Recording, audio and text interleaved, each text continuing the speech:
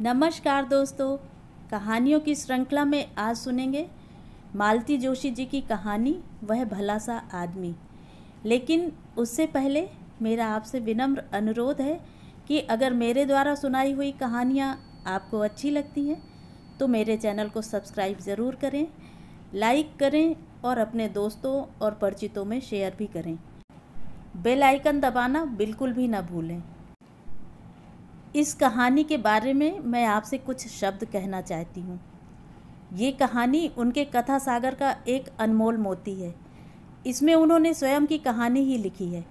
आज वो जिस मुकाम पर हैं उसके लिए उन्हें किन किन परिस्थितियों से गुजरना पड़ा, इस कहानी के माध्यम से उन सबको उन्होंने साझा किया है। सुनिएगा ज़रूर, आपको बहुत अच्छा लगेगा। तो सुनते हैं वह भला सा आदमी। अभी नई दुनिया के दीपावली विशेषांक में मेरी कहानी छपी है बेटियां। एक पाठक ने पूछा कि आपकी कहानियों में एक भला सा, सज्जन सा, समझदार सा पुरुष पात्र हुआ करता था, वह इस बार गायब क्यों है? क्या उत्तर दूं मैं? वह भला सा आदमी मेरी ज़िंदगी से ही गायब हो गया है। कहानी बेचारी की क्या बिसात। कहानियाँ तो अब तक दर्जनों लिख चुकी हूँ, पर जब अपनी ही लिखने बैठी हूँ तो और छोर ही पता नहीं चल रहा, किसी बात का सिरा ही पकड़ में नहीं आ रहा। तो फिर शादी से ही शुरू किया जाए। अपने परिचय में मैं अक्सर कहती हूँ कि मैं आम मध्यम वर्गीय कन्याओं की तरह पली बढ़ी और ब्याही गई। उसमें असाधारण या रोमांचक कुछ भी नहीं था। औरों से हटकर एक ही बात थी कि मैं उन दिनों गीतकार के रूप में काफ़ी प्रसिद्ध थी, पर आम भारतीय ससुराल नई बहू की लोकप्रियता नहीं झेल पाते।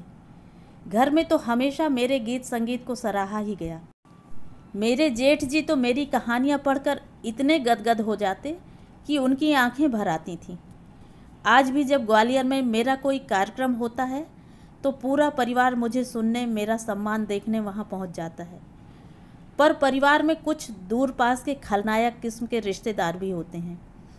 एक महाशय तो मुझे हमेशा साहित्यिक जी कहकर ही बुलाया करते थे। उस कहने में व्यंग साफ झलकता था, पर वे इतने बुजुर्ग थे कि उनसे कुछ कहने का साहस नहीं होता था। यह अलग बात है कि बाद में वे मेरी लेखनी के सचमुच कायल हो गए थे। हाँ, तो बात शादी की हो रही थी। एक बुजुर्ग रिश्तेदार ने छूटते ही मेरी सास से कहा कि जिज्जी, अब आपका ये बेटा आपकी बहू के नाम से ही जाना जाएगा। मेरा जी धक से रह गया। मैं नहीं जानती कि कहने वाले की मंशा क्या थी, मेरी सास की प्रतिक्रिया क्या थी, यह भी मुझे पता नहीं था। पर मैं बहुत बेचैन हो उठी। उन दिनों श्रीमान जी नौकरी की निचली सीढ़ी पर थे, यानी कि जूनियर इंजीनियर थे। मुझे डर लगा कि अगर इनके मन में हीन भावना ने घर कर लिया या इनके अहम ने सिर उठा लिया तो मेरी गृहस्थी तो चौपट हो जाएगी। मैं यह नहीं कहती कि यही कारण रहा होगा, पर यह भी एक कारण था कि विवाह के बाद मेरी काव्यधारा एकदम सूख गई। नए परिवेश को आत्मसात करने में ही मेरी सारी ऊर्जा खत्म हो रही थी। तिस पर वज्र देहात का निवास, घर में बूढ़ी सास, 2 छोटे बच्चे, सीमित आय और बेशुमार मेहमान। कविता के लिए कोई माहौल था ही नहीं। कल्पना के आकाश से मैं एकदम यथार्थ की ठोस धरती पर आ गई थी। पहले 10 साल बड़ी कश्मकश में गुजरे। यह नहीं कि एकदम कलमबंद हड़ताल रही हो। इक्का दुक्का व्यंग लिखे, रेडियो के लिए वार्ताएं लिखी, रामकथा पर आधारित कुछ गीत भी लिखे। फिर भी इस समय को मेरे साहित्यिक जीवन का अकाल पर्व कहा जा सकता है। उन दिनों हम लोग जौरा में थे। पिक्चर देखने मुरैना जाना पड़ता था। एक बार हम लोगों ने अनुराधा देखी। मैं तो अभिभूत ही हो गई। रविशंकर का स्वर्गिक संगीत, लता का अमृत स्वर, बलराज साहनी का सशक्त अभिनय, बेजोड़ कथानक। बहुत कम फिल्में इतने गहरे तक छूती हैं। लौटते समय पूरे रास्ते मैं वे गीत गुनगुनाती रही। ये चुप चुप से थे, पर मैंने ध्यान नहीं दिया। मैं तो पिक्चर में ही खोई हुई थी। पर रात को भी देखा कि ये सोए नहीं हैं, छत की कड़ियाँ ताक रहे हैं। तब खटका हुआ। क्या बात है? मैंने पूछा। वे शायद मेरे प्रश्न की प्रतीक्षा में ही थे। उदास स्वर में बोले, आज की फिल्म ने मुझे झकझोर कर रख दिया। देखो, तुमने अगर दोबारा लिखना शुरू नहीं किया तो मैं अपने आप को कभी माफ़ नहीं कर पाऊँगा। तुम्हारी प्रतिभा मेरी गृहस्थी में दफन हो जाए, यह मुझसे सहन नहीं होगा। तुम्हें लिखना ही होगा। लिख तो रही हूँ, यह भी कोई लिखना है। ईमानदारी से बताओ, क्या तुम अपने लिखे से संतुष्ट हो? अब संतुष्ट नहीं भी हूँ तो क्या करूँ? कविता तो अब छूट ही गई है। कहानी लिखती हूँ तो लौट आती है, फिर मन नहीं होता। लौटने दो, फिक्र मत करो, पर लिखना जारी रखो। वाकई वह मेरा बड़ा दुखद दौर था। मेरी कहानियाँ लौट आती थीं। शर्म के मारे आत्महत्या करने का मन हो आता था, पर हर बार ये मेरा उत्साह बढ़ाए रखते। कहते, चिंता मत करो, लिखना बंद मत करो। कहानियाँ लौटती हैं तो लौटने दो। एक पुस्तक के लायक सामग्री हो जाएगी तो मैं अपने खर्चे से छपवा दूंगा। नाम होगा वापसी। सौभाग्य से ऐसा अवसर नहीं आया। 1969 में मुझे एक बाल कहानी पर पुरस्कार मिला। फिर कई कहानियाँ बच्चों के लिए लिख डाली।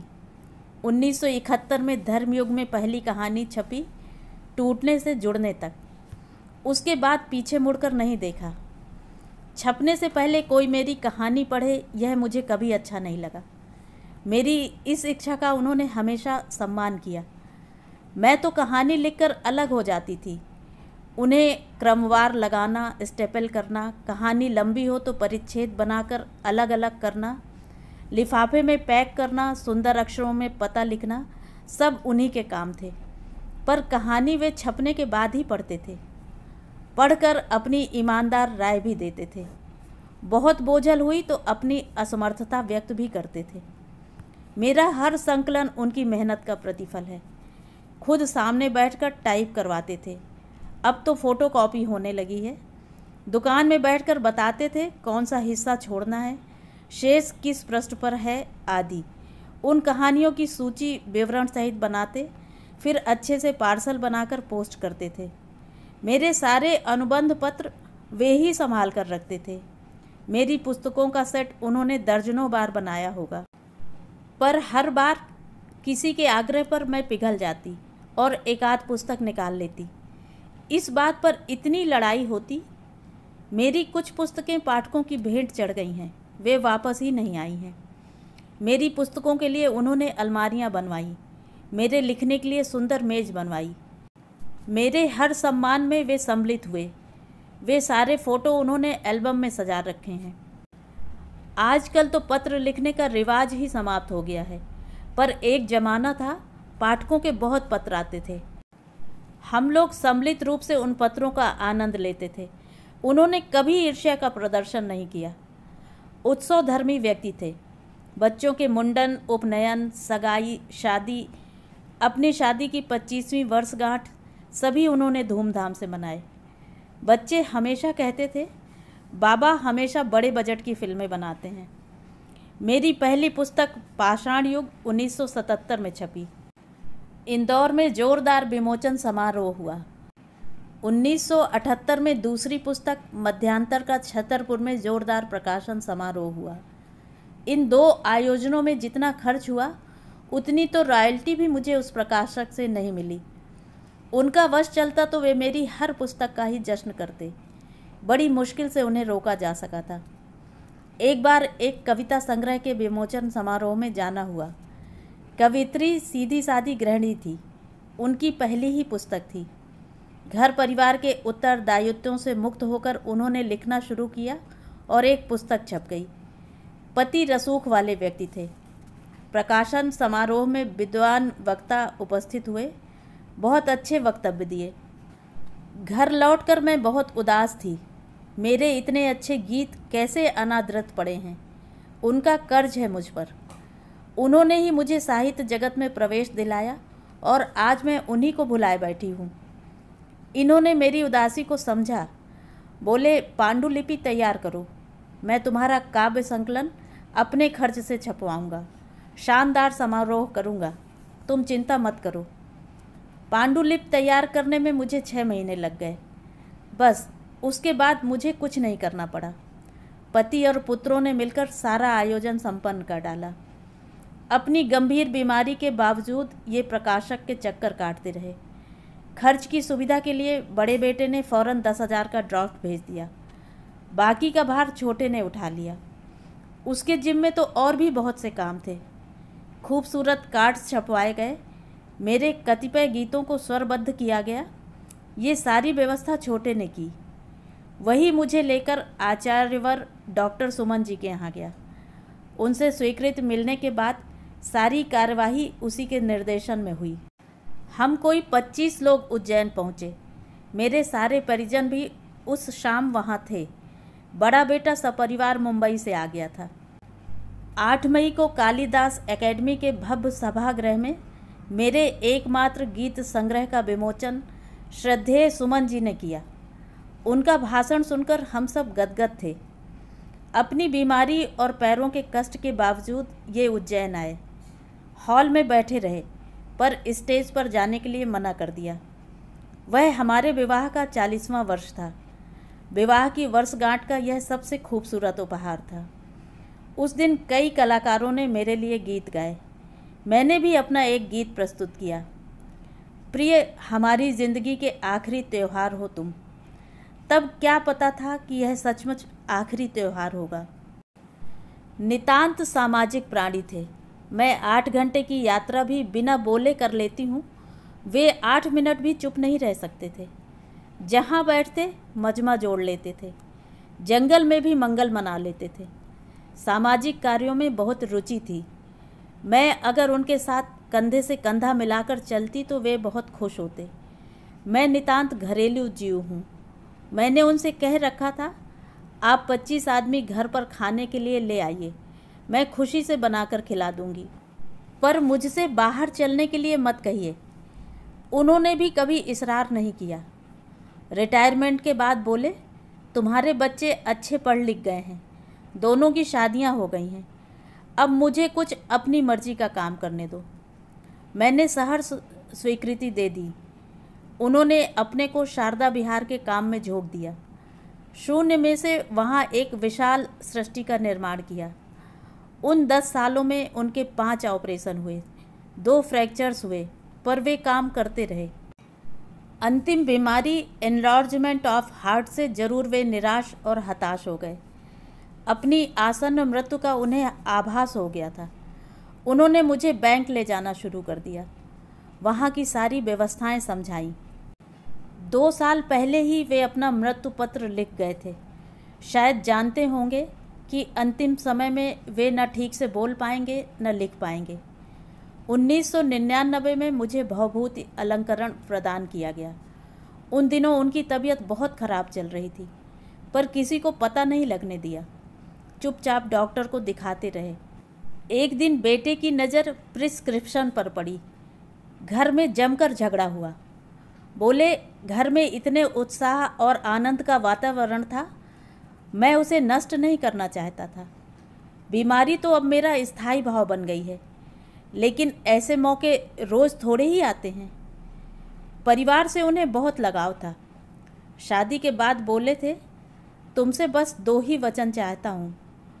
एक तो यह कि मेरी माँ ने जीवन में बहुत उतार चढ़ाव देखे हैं। मैं चाहता हूँ कि अब उनका यह अंतिम समय सुख से बीते। दूसरे यह कि इस परिवार को टूटने मत देना। मैंने अपनी भर कोशिश की। माताजी अंतिम समय तक 9 वर्ष तक मेरे पास रहीं। परिवार में भी सबसे सौहार्द बना रहा। उन दिनों वेतन बहुत हास्यास्पद था। मैं हमेशा सपना देखा करती थी कि पति का वेतन 1000 रुपया महीना हो जाएगा तो कैसा लगेगा। महंगाई की ऐसी कृपा रही कि वेतन कब उस आंकड़े को पार कर गया पता ही नहीं चला। खैर, वेतन कम था, पर घर में गाड़ी थी, नौकर चाकर थे। वे कहते, ये सरकारी वैभव है। बंगला, गाड़ी, नौकर चाकर, इसमें अपना क्या है? इस पर सबका हक है। सबको इसका सुख लेने दो। इसलिए घर हमेशा मेहमानों से भरा रहा। उनमें कोई भेदभाव नहीं था। दोनों पक्षों के लोग मेरे घर में समान आदर और प्रेम पाते रहे। जोशी परिवार में तो वे सबके चहेते थे ही। मेरे पीहर दिघे परिवार में भी वे सबके लाडले दामाद और जीजा जी थे। नौकरी करना मेरी फितरत में नहीं था, उन्होंने कभी बाध्य भी नहीं किया। उसके चलते हम लोग कभी संपन्न नहीं हो पाए। ईमानदार किस्म के इंजीनियर थे, ऊपरी कमाई से परहेज था। हमारी शादी 59 में हुई थी। पहली बनारसी साड़ी मैंने 71 में पहनी, गैस चूल्हा 71 में, प्रेशर कुकर 73 में, टीवी 83 में और फ्रिज 84 में खरीदा। रिटायरमेंट के समय हमारे पास अपना मकान नहीं था। भला हो शासन का, जिसने एक F टाइप क्वार्टर बतौर लेखक मुझे दे दिया था। उन दिनों वे हर एक से कहते, इतने दिनों तक ये मेरे घर में रहती थी, अब मैं इनके घर में रहता हूँ। हर हाल में खुश रहना ही जीवन का मूल मंत्र था। उनका जीवन दर्शन इन 3 दोहों में सिमट सकता है। इनमें से पहला तो वे अपनी डायरी के पहले पन्ने पर लिखते थे, साईं इतना दीजिए जामे कुटुम्ब समाए, मैं भी भूखा ना रहूं, साधु न भूखा जाए। तुलसी या संसार में सबसे मिलिए धाय, ना जाने किस वेश में नारायण मिल जाए। ऐसी बानी बोलिए मन का आपा खोए, औरन को शीतल करे आपहु शीतल होए। तो ये थी कहानी। कहानी आपको कैसी लगी कमेंट करके ज़रूर बताएं।